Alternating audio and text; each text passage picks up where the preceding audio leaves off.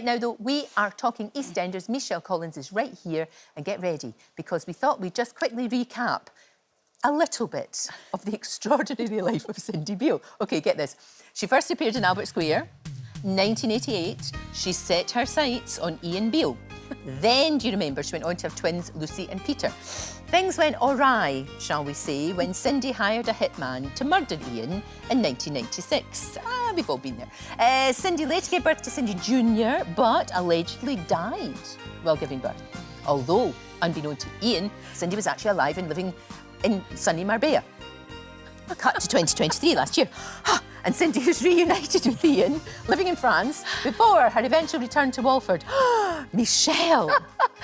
What a story it is. Shouldn't laugh. I love that. When things went awry. It's like, well, you know, when you decide to kill your husband, it's maybe not the thing. It's not the most romantic thing in the world. No, but she kind of decided that she didn't want to do it last minute, and then it was, I don't know. It all went back in the days of call boxes, she couldn't get through. God, you I remember that. Yes. See, if she'd had a mobile phone. I know, but you know what? It's soap, isn't it? Are we kind of allowed? I mean, I never thought I would ever. Because that was it. You thought that's it. That's that chapter over. Well, but there's always because ways. she died on screen. Sorry, off screen. She died off screen. What am I saying? So I was okay because I was kind of sunning myself filming Sunburn, and I think it was Barbara Windsor that told me that she'd been to the funeral or somebody, and I was like, Cindy's funeral? I didn't even know she died. You think they would have told you? You think they might have told me, wouldn't you? And said, by the way. I know. But how is it after? I mean, how many? What was the gap? It must be over 20 years.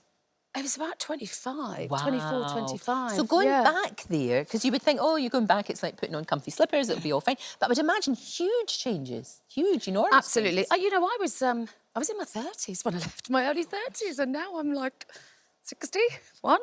And so I'm a very, very different person these days. And I think, and yes, it has, I mean, there are only 4 cast members left, the original members. Right. Steve McFadden. Of course. Julie Telforth, Letitia Dean and Adam Woodyard. Yeah. That's it. There are some people, crew, who are still there, which is lovely. That's when you good. come in and you know That's what it's really like good. when you recognise your crew, and it's lovely. But yeah, it has changed. Huge cast, 56, 57. I think when I was there was probably 25 or something. We do 4 a week, whereas in those days it was 2 a week. Wow. So it's a lot. And there's probably some cast that you'll never see because you wouldn't interact with them. Well, there are still people now that I've not done any scenes with. I might see them in the kind of green room area, but apart from that, you don't see people all the time. Isn't it good? I mean, you mentioned there the other women who are there, and isn't it good to see women of a certain age getting brilliant storylines? Absolutely. Right at the heart of the whole thing. Well, I think soaps have always done that. I mean, I've always had great matriarchal figures, like back to the days of Pat Phoenix, you know, in Coronation Street. Everyone loved, I mean, sorry to mention the other, but they always had great female characters. In the beginning, you know, Anne Jeannie to Dobson, Pauline Fowler. They had great storylines. And for me, you know, it was a big decision to go back, but I thought, you know, where are those roles for older women? And where is that visibility for women of a certain age? Yeah, you know, and we still got a lot more to give as women, as me, as an actor. Yes. So that's kind of, I just thought, no, actually, I'm having some great storylines. And you're right, you've amassed all of this experience. So why not use it when you're at the peak of your powers? Of course. You are using that, though, because you've got your own independent production company and you have been very busy doing that. I don't know how you managed to juggle everything, but you've been very busy doing that and making sure that the stories you're telling reflect who you are. And I mean, that kind of came about sort of a few years back, probably 7 sort of years ago or something, when I just felt like I kind of wasn't getting the roles that I really wanted to. And so I decided that I was going to put on a play, and I found a writer, commissioned this writer. We kind of co-wrote this play, put it on at the Park Theatre. It was a really success. Then I did a short film, a 20-minute film, produced that. And then I thought, and then kind of lockdown, I got involved in a kind of writer's room, and that's how it's kind of started.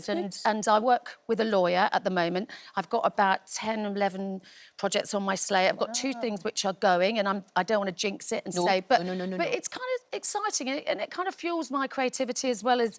Not saying that EastEnders isn't creative, but I'm kind of... It's a different way. It was funny, I just met Sue Cleaver. I haven't seen Sue since Corrie, who's now on Loose Women, and we're both kind of the same age, and she just said, you know, she's doing everything. She just said, I'm just not going to turn things down. She did now. I'm I'm at my peak, and yeah, it's like, and she looks like it too. She looks like she's really having the best time. A great time, and I think, you know, and why shouldn't we? We have a lot to give, and I think I said to you as well, have you seen True Love? That amazing series on Channel 4. I know I shouldn't be promoting the other side. It's fine. You know, it's about real women, and there's lines. They got lines on their faces, and Lindsay Duncan is amazing, unapologetic, just, you know, and we don't want to play perfect. I mean, which is why I think I've got away with Cindy, is because she is kind of unapologetic and people, and she's not perfect. She's not the perfect parent, you know. No, but she's really not. And she's still trying to make up. But she's trying her best. Which is kind of why, I suppose we should get back to EastEnders, you know, this week she's trying to amend the relationships with her daughters, and there's obviously a lot to deal with. She hasn't seen her daughters, her children, in 8 years. And then, but she's also got another, there she is, child living in Germany. I mean, I can't keep track of all these children, Lorraine, honestly. It's quite difficult to keep track of them all, to be fair. Call it the Von Trapp family. but it's kind of nice, because I've got 2 cams. I've got lovely Peter and Clay, who's my stepson, and then I've got Gina and Anna and George, and I've got Ian, so I've got the best of both worlds. You absolutely have. Yeah. You completely have. Do you ever see your lovely husband? Because you're always working. No, actually, no, that's another reason. He is because EastEnders is not far from my home now, so I'm home a lot more than if I was touring or if I was filming away. So that, yeah, he's very understanding, though. Well, he's a good lad. He is very understanding. You've got a good one there, I have to say. I have. He's a cracker. Enjoy everything you're doing. Come back and see us. You know, and talk about your projects that you're doing, because I think it's so important. The only way things will change is if we change. Yes, exactly. Absolutely. Yeah, take the power back. Definitely. That's the thing. Thank you. Great to see you. Thank you, Michelle. And EastEnders, of course, continues tonight, 7:30 on BBC One.